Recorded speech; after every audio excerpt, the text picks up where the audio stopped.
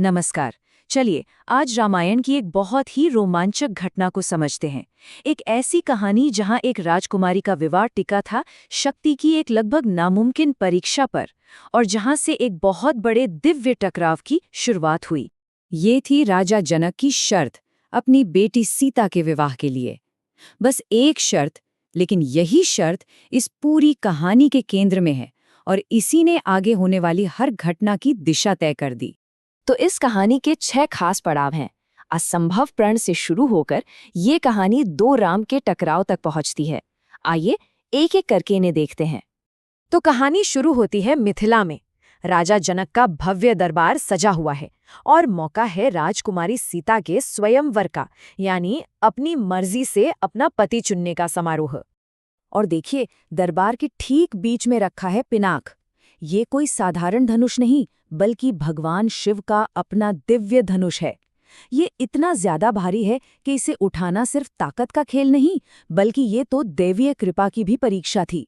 मंच बिल्कुल तैयार था। दूर दूर से, देश विदेश से बड़े बड़े योद्धा इस नामुमकिन सी चुनौती को पूरा करने के लिए इकट्ठा हुए थे। और फिर असफलता का एक लंबा सिलसिला शुरू होता है। बड़े बड़े पराक्रमी राजा, राजकुमार, यहाँ तक कि इंसान के रूप में देवता और दानव भी आए अपनी किस्मत आजमाने के लिए। लेकिन नतीजा क्या निकला? कोई भी उस दिव्य धनुष को अपनी जगह से हिला तक नहीं सका। उस पर डोरी चढ़ाना तो बहुत दूर की बात थी। धीरे धीरे पूरी सभा में एक निराशा सी छाने लगी। अपनी प्रतिज्ञा को इस तरह नाकाम होते देख राजा जनक का दिल ही बैठ गया। वो इतने निराश हुए कि उन्होंने दुख में ये तक कह दिया कि शायद अब ये धरती वीरों से खाली हो गई है। और ठीक इसी निराशा भरे माहौल में सभा में आते हैं दो युवा राजकुमार, राम और लक्ष्मण, अपने गुरु विश्वामित्र के साथ। हारे हुए राजाओं की उस भीड़ में ये दोनों बिल्कुल अलग ही दिख रहे थे। गुरु विश्वामित्र ने इशारा किया और राम उस चुनौती को स्वीकार करने के लिए आगे बढ़े। अब सबकी नजरें उन्हीं पर थीं। सबके मन में बस एक ही सवाल था, क्या ये शांत दिखने वाला नौजवान वो कर दिखाएगा जो कोई नहीं कर सका? राम धनुष के पास पहुंचे, उसे प्रणाम किया और उन्होंने उस भारी धनुष को इतनी आसानी से उठा लिया मानो वो कोई फूलों की माला हो। ये देखकर तो वहां मौजूद हर कोई हैरान रह गया। और जैसे ही राम ने उस पर डोरी चढ़ाने की कोशिश की, एक जोरदार कान फाड़ देने वाली गड़गड़ाहट हुई और वो सदियों पुराना धनुष दो टुकड़ों में टूट गया। इस आवाज के साथ ही राजा जनक का प्रण पूरा हो गया था। धनुष के टूटने की आवाज के साथ ही दरबार का माहौल पल भर में बदल गया। हर तरफ जश्न होने लगा, खुशियां मनाई जाने लगीं और राजा जनक की खुशी का तो कोई ठिकाना ही नहीं था।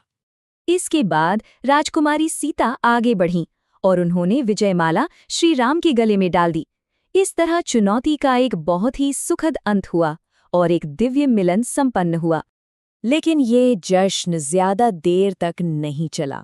धनुष टूटने की वो जोरदार आवाज पूरे ब्रह्मांड में गूंज गई थी और उसने एक ऐसे मेहमान को मिथिला के दरबार में आने पर मजबूर कर दिया जो बेहद अप्रत्याशित और बहुत ही क्रोधित थे।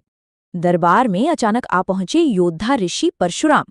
वो अपनी जबरदस्त शक्ति और भयानक गुस्से के लिए जाने जाते थे और अपने आराध्य देव भगवान शिव का धनुष टूटा हुआ देखकर वो तो मानो आग बबूला हो गए। परशुराम की क्रोध भरी गर्जना से पूरा दरबार कांप उठा। उन्होंने राजा जनक को ललकारते हुए कहा, या तो उस अपराधी का नाम बताओ या फिर पूरे राज्य के विनाश के लिए तैयार हो जाओ। अब इस मुश्किल घड़ी में दोनों भाइयों का स्वभाव बिल्कुल अलग अलग दिखाई देता है। एक तरफ लक्ष्मण का गर्म स्वभाव उन्हें परशुराम को चुनौती देने पर उकसाता है, तो वहीं दूसरी तरफ श्री राम बड़ी शांति और सम्मान के साथ उस क्रोधित ऋषि को शांत करने की कोशिश करते हैं। लेकिन राम की विनम्रता का भी परशुराम के गुस्से पर कोई असर नहीं हुआ।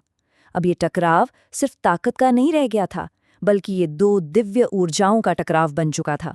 परशुराम किसी भी तरह शांत होने को तैयार ही नहीं थे। तब परशुराम ने एक अंतिम परीक्षा रखी। उन्होंने अपना वैष्णव धनुष राम को दिया और कहा कि अगर तुम सच में दिव्य हो तो इस पर प्रत्यंचा चढ़ाकर दिखाओ। और जैसे ही राम ने उस दूसरे दिव्य धनुष को भी बड़ी आसानी से साध लिया, परशुराम का सारा भ्रम टूट गया। उन्हें ये एहसास हो गया कि वो किसी साधारण राजकुमार के सामने नहीं, बल्कि स्वयं भगवान विष्णु के अवतार के सामने खड़े हैं। ये समझते ही परशुराम का सारा गुस्सा श्रद्धा में बदल गया। राम की विनम्रता और दिव्यता ने उस टकराव को खत्म कर दिया जिसे उनकी शक्ति ने शुरू किया था। इसके बाद अयोध्या में ये खुशखबरी पहुंचाने की तैयारी शुरू हो गई। तो सोचने वाली बात है, एक टूटे हुए धनुष ने एक विवाह तो पक्का कर दिया, पर क्या इसी घटना ने अनजाने में उस महान युद्ध की नींव भी रख दी थी, जो रामायण की कहानी को हमेशा के लिए बदलने वाला था?